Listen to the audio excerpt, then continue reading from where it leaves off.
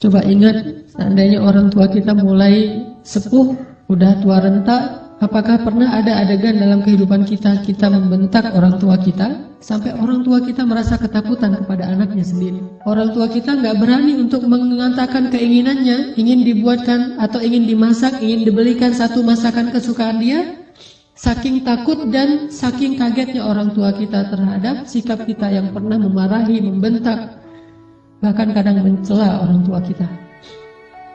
Coba ingat adegan itu yang pernah terjadi di suatu pagi di rumah kita kepada orang tua kita. Adegan yang pernah terjadi di suatu malam di hadapan orang tua kita. Bahkan kadang kita pernah memarahi orang tua kita sampai dia malu di hadapan orang banyak, di hadapan saudara-saudara kita, di hadapan saudara-saudaranya, di hadapan orang banyak yang dia tidak kenal, mungkin di jalan, mungkin di pasar, mungkin di mal, mungkin dimanapun. Karena kita kecewa kepada orang tua kita, lalu kita marahi orang tua kita habis-habisan di depan orang banyak.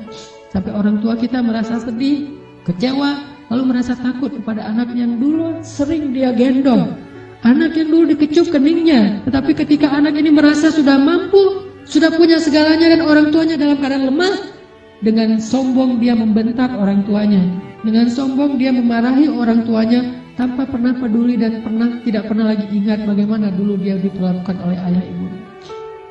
Ingat, adegan itu pernah terjadi dalam kehidupan kita. Kalau kita merasa kita tidak pernah melakukan itu, mungkin kita adalah seorang pelupa. Saya kira orang seperti kita yang dulu pernah masa-masa kelam, pernah nggak stabil emosinya, pernah mengalami masa-masa sulit. Saya kira semua kita pernah mengalami masa ketika kita benar-benar menyakiti perasaan ayah dan ibu kita. Kita buang semua jasa mereka, lalu kita mengatakan kalimat-kalimat yang seolah-olah kita adalah anak yang tidak pernah mendapatkan kebaikan dari orang tua kita. Ayah kita diam ketika dimarahi oleh kita, dan dia tidak pernah mengatakan, dulu kamu pernah seperti ini tapi saya sabar. Dulu saya habis-habisan berkorban untuk kamu, saya korbankan semuanya, saya siang malam mencari nafkah untuk kamu. Ayah kita tidak pernah mengatakan itu di hadapan kita. Dia tetap sabar menanggung semua ucapan-ucapan dan bentakan dari anaknya. Apalagi ibu kita. Apakah dia mengandung kita 9 bulan hanya untuk ketika kita lahir lalu membentaknya? Dia mengandung kita 9 bulan dalam kepayahan, gak bisa duduk, gak bisa tidur, gak bisa berdiri, jalan kemana-mana berat. Apakah hanya untuk melahirkan seorang anak yang congkak, sombong, yang kemudian membentak ibunya hanya karena kesalahan kecil yang dilakukan ibunya? Ingat, adegan itu pernah terjadi dalam kehidupan kita. Lalu coba baca perintah Allah. Sehingga pantas jika Allah Subhanahu wa Ta'ala sangat murka kepada anak sesoleh apapun dia, ahli tahajud sekalipun, tinggal di Masjidil Haram sekalipun, kalau dia durhaka kepada ayah ibunya, ini tidak ada nilainya di mata Allah Subhanahu wa Ta'ala. إما يبلغن عندك الكبر أحدهما أو كلاهما فلا تقل لهما أف. Seandainya salah satu dari mereka atau keduanya tumbuh atau hidup bersama kalian dalam tanggungan kalian, maka janganlah sekali-kali kalian mengatakan kepada keduanya kalimat-kalimat yang menyakiti. Uffin. Allah larang kita untuk mengatakan itu. Lebih baik kita tidak pernah sholat sunnah sekalipun, kalau kita masih bisa tetap menjaga lisan kita kepada orang tua, daripada kita menjadi ahli ibadah tetapi kita tidak mampu menjaga lisan kita dari menyakiti orang tua kita. فلا تقل لهما أف ولا تنهرهما فلا تقل لهما أف ولا تنهرهما وقل لهما قولا كريما. فلا تقل لهما أف. Kalimat uf ini adalah kalimat ketika seorang anak tidak mau mendengar ucapan nasihat dari orang tuanya, dia berpaling, maka itu adalah kalimat uf. Dia tidak mengabaikan apa yang diucapkan oleh orang tuanya adalah kalimat uf. Orang tuanya belum selesai berbicara, dia sudah pergi, itu adalah kalimat uf. Orang tuanya memberikan usulan tetapi bagi dia itu sesuatu yang tidak penting, maka itu kalimat uf. Semua kalimat mengabaikan yang menyakiti perasaan orang tua kita adalah kalimat uff. Sedangkan wala tanharhuma adalah kalimat seorang anak yang merasa lebih benar daripada orang tuanya. Kalimat sombong, kalimat yang seorang anak merasa lebih tahu daripada orang tuanya. Atau bisa jadi orang tuanya melakukan satu kesalahan kecil, lalu anaknya melarang orang tuanya melakukan kesalahan itu. Ibu, jangan malu-maluin saya di depan umum. Ayah gak usah seperti itu. Melarang orang tuanya melakukan sesuatu yang menurut dia tidak pantas, itu termasuk wala tanharhuma. Jangan larang dia, biarkan dia melakukan apa yang dia kehendaki selama itu bukan dosa besar. Bahkan apalagi urusan-urusan sepele di rumah tangga kita, mungkin dia melakukan sesuatu yang gak berkenan bagi kita. Katakanlah misalnya dia memakai baju yang menurut kita tidak selalu pantas. Katakanlah dia beradab dengan adab yang tidak terlalu kita senangi. Jangan larang dia, tetapi ajaklah dia bicara yang baik-baik.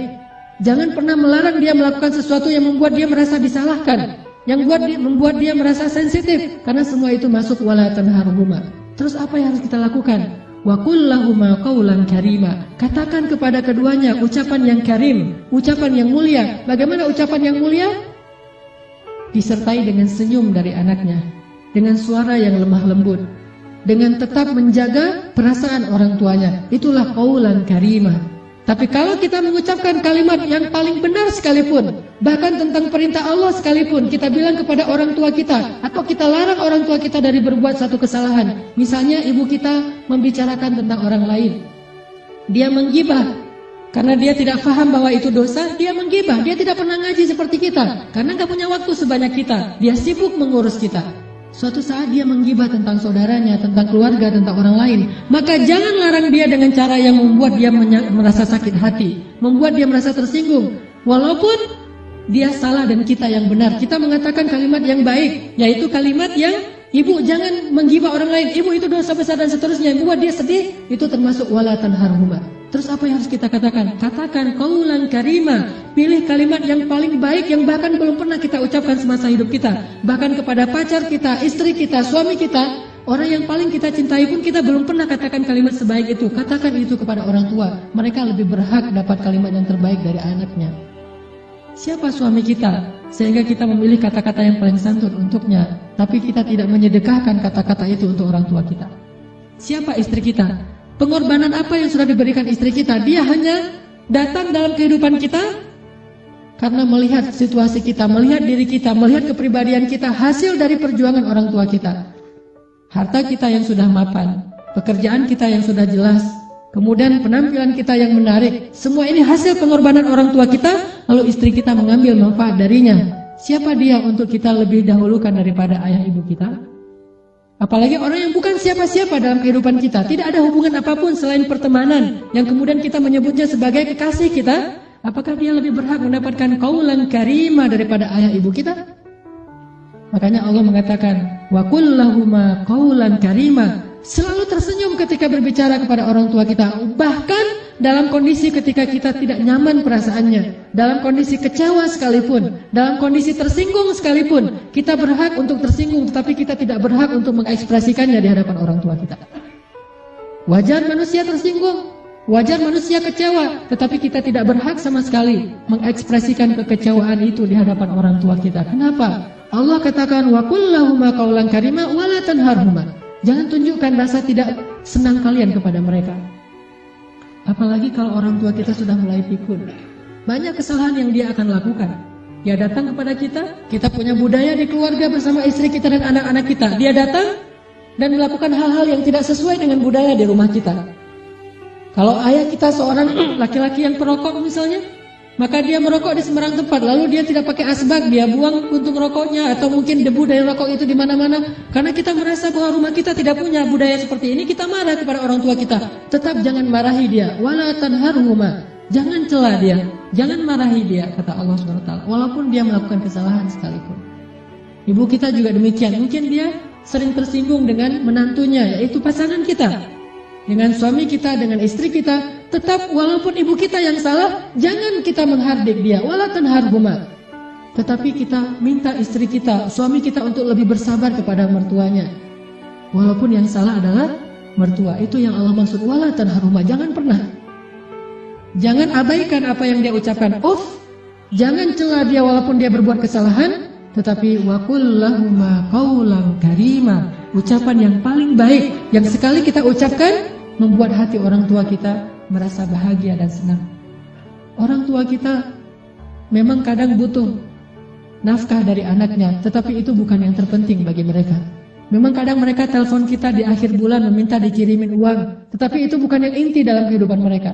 Yang paling mereka rindukan dari anaknya adalah ketika anak itu bisa datang, mencium tangan orang tuanya, tersenyum kepada orang tuanya, diam ketika orang tuanya bicara, sangat santun terhadap orang tuanya, melebihi santunnya dia kepada seorang yang paling dia hormati di antara manusia, kepada seorang ustadz yang dia kagumi, kepada seorang atasan yang dia hormati, kepada seseorang yang dia segani karena kebijaksanaannya, karena kearifannya, maka orang tua jauh lebih penting dari mereka semuanya. Wakhfid lahuma janahaz zulli minar rahmah. Wakhfid lahuma janahaz zulli minar rahmah. Wa qur rabbirhamhuma kama rabbayani shaghira. Dan rendahkanlah dirimu terhadap mereka berdua dengan penuh rasa kasih sayang. Rendahkan dirimu. Kalau dalam bahasa Arab kalimat wakhfid lahuma janahaz dzul itu adalah kalimat ketika kita merasa tidak ada apa-apanya dibandingkan mereka. Tidak boleh seorang anak walaupun dia seorang profesor, walaupun dia seorang pengusaha sukses, walaupun pendidikannya tinggi, walaupun wawasannya luas, walaupun hartanya berlimpah, walaupun pergaulannya itu luas sekali, sehingga orang tuanya kita anggap sebagai orang tua yang kolot, orang tua yang tradisional, orang tua yang tidak banyak tahu, orang tua yang tidak gaul, yang tidak update informasi, orang yang tidak punya ilmu seperti kita, sama sekali kita tidak boleh merasa lebih dari mereka. Sama sekali tidak boleh. Kenapa? Ketika kita merasa lebih dari orang tua kita, menunjukkan kebodohan kita di hadapan Allah SWT. Allah tidak menyebut kita sebagai orang yang hikmah, sebagai orang yang arif, orang yang bijaksana, orang yang berilmu, orang yang alim, orang yang rasikhuna fil ilm. Tidak disebut sebagai orang yang musaqqaf, orang yang berwawasan. Tidak disebut sebagai orang yang cerdas, orang yang syatir. Tidak disebut itu di dalam Al-Quran kalau kita tidak bisa merendahkan diri kita di hadapan orang tua kita. Bukan rendah hati, bahkan rendah diri di hadapan orang tua kita. Orang yang cerdas itu bagi Allah adalah orang yang rendah diri di hadapan ibu bapaknya. Dia merasa bahwa dia tidak lebih tahu daripada orang tuanya. Walaupun dia tahu lebih daripada orang tuanya, tetapi dia tidak pernah merasa lebih tahu daripada orang tuanya. Sehingga ketika orang tuanya bicara, dia bisa menghargai semua yang diucapkan orang tuanya. Tidak mengatakan, itu nggak penting. Apa yang diucapkan orang tuanya menurut dia sesuatu yang tidak realistis. Zaman sudah berubah dan seterusnya dan seterusnya. Bahkan secara tidak sengaja, kadang kita mentertawakan ucapan orang tua kita. Kita mentertawakan kekolotan orang tua kita yang kadang-kadang tidak dia sengaja dia tunjukkan di hadapan kita dan anak-anak kita. Bahkan kadang kita mengajak pasangan kita, kita mengajak anak-anak kita untuk semuanya mentertawakan nenek mereka, mertua mereka, ayah atau ibu kita di hadapan orang banyak. Bakti seperti apa ini? Seorang anak kepada ayahnya dan kepada ibunya. Ketika kita sama-sama bersama keluarga kita, anak kita yang udah pintar megang gadget, istri kita yang di tangannya selalu ada HP, sementara kita juga sibuk dengan pekerjaan kita. Apa yang ada di tangan ibu kita? Foto anaknya, foto kita ketika kita masih kecil. Dia rindu masa-masa ketika dia bisa memeluk anaknya yang sudah lama tidak memeluknya. Tapi dalam situasi kayak gitu kita mentertawakan orang tua kita. Siapa kita? Apakah kita menjadi seperti sekarang ini tanpa pengorbanan dari mereka? Maka Allah mengatakan wakhfid lahuma janahaz dzulli minar rahmah. Rendahkan dirimu di hadapan orang tuamu beserta dengan kasih sayang. Rendahkan diri dengan kasih sayang. Bahkan kalau kata Nabi ketika ada seorang laki-laki yang menawarkan diri untuk berjihad bersama Rasulullah, Rasulullah bertanya, apakah ibumu masih hidup? Dia mengatakan, ya Rasulullah, ilzam rijlaiha.